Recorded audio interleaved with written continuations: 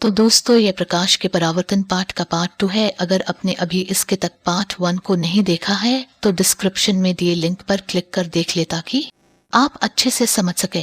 अगर आप इस सीरीज को पूरा देखते हैं तो आप एक फिल्म देखने की तरह देखकर पूरे पाठ को समझ जाएंगे और सब्जेक्टिव क्वेश्चन और ऑब्जेक्टिव क्वेश्चन रखने की जरूरत नहीं होगी। आपको वीडियो देखते में सब याद हो जाएगा।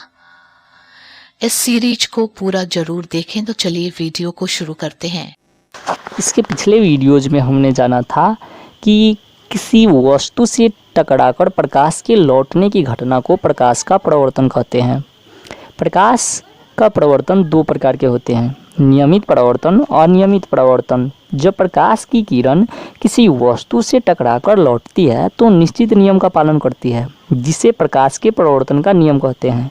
तथा इसके दो नियम हैं। साथ ही हमने परावर्तित किरण और आपतित किरण, आपतन कोण, परावर्तन कोण इत्यादि के बारे में भी जाना था। तो आज के इस वीडियो में हम जानेंगे कि प्रतिबिंब क्या है तथा यह कितने प्रकार का होता है। तो चलिए वीडियो को शुरू करते हैं। प्रतिबिंब को जानने से पहले मैं आपसे क्वेश्चन करना चाहूँगा। क्या आप बता सकते हैं कि आप घर से बाहर निकलने से पहले क्या देखते हैं? अगर आप बता सकते हैं तो कमेंट में ज़रूर बताएं, नहीं तो चलिए इस गाने में जानते हैं। टुकुर टुकुर देखते हो क्या, जुल्फें तेरी, चेहरा तेरा। जी हाँ दोस्तों, तो हम घर से बाहर निकलने के समय अपने चेहरे को देखते हैं। तो हम दर्पण में अपने जिस चेहरे को देखते हैं वह हमारे चेहरे का प्रतिबिंब होता है और इसे हम पानी में भी देखकर प्राप्त कर सकते हैं।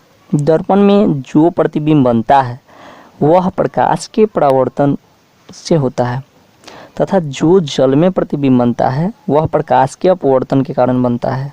परिभाषा, हम इसको इस तरह परिभाषित कर सकते हैं कि किसी बिंदु स्रोत से आती प्रकाश की किरणें दर्पण से परावर्तन या लेंस से अपवर्तन के बाद जिस बिंदु पर कटती है या कटती हुई प्रतीत होती है उसे उस बिंदु स्रोत का प्रतिबिंब कहते हैं। अब प्रतिबिंब दो प्रकार के होते हैं, वास्तविक प्रतिबिंब तथा नंबर 2 काल्पनिक या आभासी प्रतिबिंब। नंबर 1 वास्तविक प्रतिबिंब। जब प्रतिबिंब वास्तविक किरणों के कटने के फलस्वरूप बनती है तो उसे वास्तविक प्रतिबिंब कहते हैं अतः इसे पर्दे पर प्राप्त किया जा सकता है तथा वह हमेशा वस्तु से उल्टा होता है।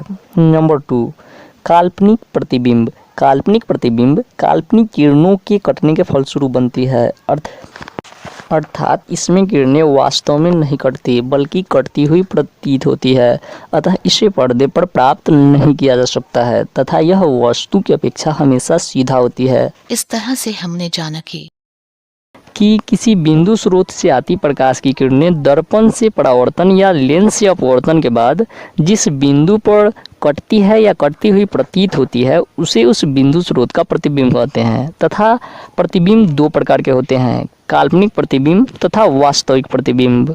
तो चलिए अब जानते हैं समतल दर्पण के बारे में कि समतल दर्पण किसे कहते हैं तथा इसमें बनने वाले प्रतिबिंब की विशेषताओं के बारे में। तो चलिए वीडियो को शुरू करते हैं। तो सबसे पहले जानते हैं समतल के मतलब को। समतल का मतलब होता है चिकना, प्लेन, जिसका सभी तल बराबर हो, जैसे ये कांच। और जब हम इसी कांच को इधर से कलई कर देते हैं तो समतल दर्पण बन जाता है। तो इस तरह से हम किसी समतल सतह को कलई कर समतल दर्पण बनाते हैं। समतल दर्पण में बने प्रतिबिंब की विशेषताएं। नंबर 1 समतल दर्पण में प्रतिबिंब हमेशा दर्पण के पीछे बनता है। नंबर 2 समतल दर्पण में बने प्रतिबिंब का आकार वस्तु के आकार के बराबर होता है। जैसे कि यहाँ पर आप देख सकते हैं कि जितना बड़ा वस्तु है उसका उतना ही बड़ा प्रतिबिंब है अतः समतल दर्पण में बनने वाले प्रतिबिंब का आकार वस्तु के आकार के बराबर होता है। नंबर 3 समतल दर्पण में बने प्रतिबिंब में पार्श्विक परिवर्तन होता है, अर्थात अगर आप दर्पण के सामने खड़े होकर अपना दायां हाथ उठाते हैं तो दर्पण में आपको बायां हाथ उठाते दिखाई देगा, या फिर आप दर्पण में इस आर के प्रतिबिंब को देख सकते हैं। इसका प्रतिबिंब कुछ इस प्रकार बनेगा, यानी इसमें पार्श्विक परिवर्तन होगा। क्या आपने कभी एम्बुलेंस की गाड़ी को देखा है? इसमें आप देख सकते हैं कि यहाँ एम्बुलेंस उल्टा लिखा होता है, क्योंकि अगर जब दूसरा वाहन चालक इसका प्रतिबिंब दर्पण में देखे तो इसका सीधा प्रतिबिंब दर्पण में बने और वह साफ साफ देख सके। नंबर 4, प्रतिबिंब दूरी वस्तु दूरी के बराबर होता है, अर्थात प्रतिबिंब दर्पण से उतना ही पीछे बनता है जितना वस्तु दर्पण से आगे होता है। यहाँ पर आप देख सकते हैं कि अगर ये वस्तु दर्पण से 5 मीटर दूरी पर है तो इसका प्रतिबिंब भी दर्पण के पीछे 5 मीटर की दूरी पर बनेगा। नंबर 5, प्रतिबिंब आभासी होता है, अर्थात इसे हम पर्दे पर प्राप्त नहीं कर सकते हैं। नंबर 6, प्रतिबिंब वस्तु की अपेक्षा हमेशा सीधा होता है। इस तरह से हमने जाना कि समतल दर्पण तथा इसमें बनने वाले प्रतिबिंब की विशेषताओं के बारे में। तो आज के इस वीडियो में हम बात करेंगे गोलीय दर्पण के बारे में कि उत्तल दर्पण क्या है, अवतल दर्पण क्या है तथा इससे संबंधित जुड़े सभी पदों के बारे में। तो चलिए वीडियो को शुरू करते हैं। तो गोलीय दर्पण के बारे में हमें समझने से पहले गोला के बारे में समझना चाहिए। तो चलिए जानते हैं कि गोला क्या है।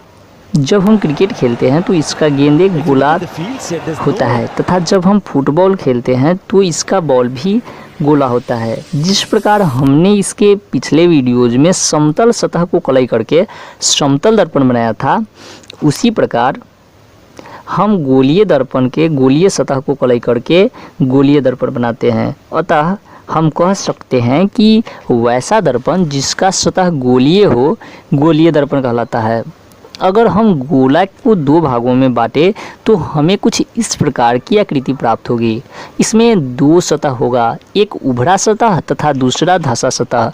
अगर हम उभरे सतह को कलई करें तो बना दर्पण अवतल कहलाएगा। अतः हम कह सकते हैं कि वैसा गोलीय दर्पण जिसका उभरा सतह कलई किया गया हो अवतल दर्पण कहलाता है, या वैसा दर्पण जिसका परावर्तक सतह धंसा हुआ हो अवतल दर्पण कहलाता है। अब बात करते हैं उत्तल दर्पण के बारे में। जब हम किसी धंसे सतह को कलई कर दे तो यह उत्तल दर्पण बन जाता है। उत्तल दर्पण का परावर्तक सतह उभरा हुआ होता है। अतः हम कह सकते हैं कि उत्तल दर्पण वैसा दर्पण है जिसका परावर्तक सतह उभरा होता है तथा कलई किया गया सतह धंसा होता है। अब बात करते हैं गोलीय दर्पण से संबंधित पद के बारे में। तो गोलीय दर्पण से संबंधित पद। नंबर 1, ध्रुव। गोलीय दर्पण के मध्य बिंदु को दर्पण का ध्रुव कहते हैं। चित्र में बिंदु P दर्पण का ध्रुव है। नंबर 2, वक्रता केंद्र। गोलीय दर्पण जिस गोले का भाग होता है उस गोले के केंद्र को दर्पण का वक्रता केंद्र कहते हैं। चित्र में बिंदु C दर्पण का वक्रता केंद्र है। वक्रता त्रिज्या। गोलीय दर्पण जिस खोखले गोले का भाग होता है उसकी त्रिज्या को दर्पण की वक्रता त्रिज्या कहते हैं। चित्र में R दर्पण की वक्रता त्रिज्या है। नंबर 4, प्रधान अक्ष। गोलीय दर्पण के ध्रुव से वक्रता केंद्र को मिलाने वाली सरल रेखा को दर्पण का प्रधान अक्ष या मुख्य अक्ष कहते हैं। चित्र में P तथा C को मिलाने वाली सरल रेखा गोलीय दर्पण का प्रधान अक्ष या मुख्य अक्ष। इस तरह से हमने इसके पिछले वीडियोज में हमने जाना था गोलीय दर्पण के बारे में कि गोलीय दर्पण क्या है, उत्तल दर्पण क्या है, अवतल दर्पण क्या है तथा साथ ही से संबंधित जुड़े सभी पदों के बारे में, जैसे वक्रता केंद्र क्या है, ध्रुव क्या है, वक्रता त्रिज्या क्या है तथा प्रधान अक्ष या मुख्य अक्ष क्या है। तो आज के इस वीडियो में हम बात करेंगे गोलीय दर्पण के विभिन्न दिशाओं में आपतित किरणों के बारे में। तो चलिए वीडियो को शुरू करते हैं। नंबर 1, गोलीय दर्पण के समानांतर आपतित किरण। गोलीय दर्पण के समानांतर आपतित किरण दर्पण से परावर्तन के बाद मुख्य फोकस पर कटती है या कटती हुई प्रतीत होती है। जैसे यहाँ पर आप देख सकते हैं कि अवतल दर्पण के समानांतर आती किरण ये AB दर्पण से परावर्तन के बाद F से होकर गुजर रही है, यानी कि F बिंदु पर कट रही है। अगर हम उत्तल दर्पण में देखें तो यहाँ पर उत्तल दर्पण के समानांतर आती किरण दर्पण से परावर्तन के बाद F बिंदु पर कटती हुई प्रतीत होती है। अतः हम कह सकते हैं कि गोलीय दर्पण के समानांतर आती प्रकाश की किरणें दर्पण से परावर्तन के बाद मुख्य फोकस पर कटती है या कटती हुई प्रतीत होती है। नंबर 2, मुख्य फोकस की दिशा में आपतित किरणें। मुख्य फोकस की दिशा में आपतित किरणें गोलीय दर्पण से परावर्तन के बाद प्रधान अक्ष या मुख्य अक्ष के समानांतर निकल जाती है। यहाँ पर आप देख सकते हैं कि अवतल दर्पण के मुख्य फोकस की दिशा में आपतित किरणें अवतल दर्पण से परावर्तन के बाद अवतल दर्पण के मुख्य अक्ष के समानांतर निकल रही है। उसी प्रकार यहाँ पर अगर उत्तल दर्पण में ये किरणें मुख्य फोकस के दिशा में आपतित हो रही है तो दर्पण से परावर्तन के बाद मुख्य अक्ष के समानांतर निकल रहा है। नंबर 3, गोलीय दर्पण के वक्रता केंद्र की दिशा में आपतित किरण। गोलीय दर्पण के वक्रता केंद्र की दिशा में आपतित किरण दर्पण से परावर्तन के बाद उसी पथ पर लौट जाती है। जैसे यहाँ पर आप देख सकते हैं कि अवतल दर्पण से परावर्तन के बाद वक्रता केंद्र से होकर गुजरने वाली किरणें उसी पथ पर लौट रही है और यही प्रक्रिया उत्तल दर्पण में भी हो रहा है। नंबर 4, ध्रुव की दिशा में आपतित किरण। ध्रुव की दिशा में आपतित किरण जितना डिग्री आपतन कोण पर झुकती है गिरती है उतना ही डिग्री परावर्तन कोण पर वापस लौट जाती है। तो उम्मीद करता हूँ कि ये वीडियो आपको पसंद आई होगी। अगर ये वीडियो आपको पसंद आई तो वीडियो को लाइक जरूर करें तथा साथ ही अपने दोस्तों के साथ भी शेयर करें ताकि वो भी आपके साथ सीख सकते हैं। Thanks for watching.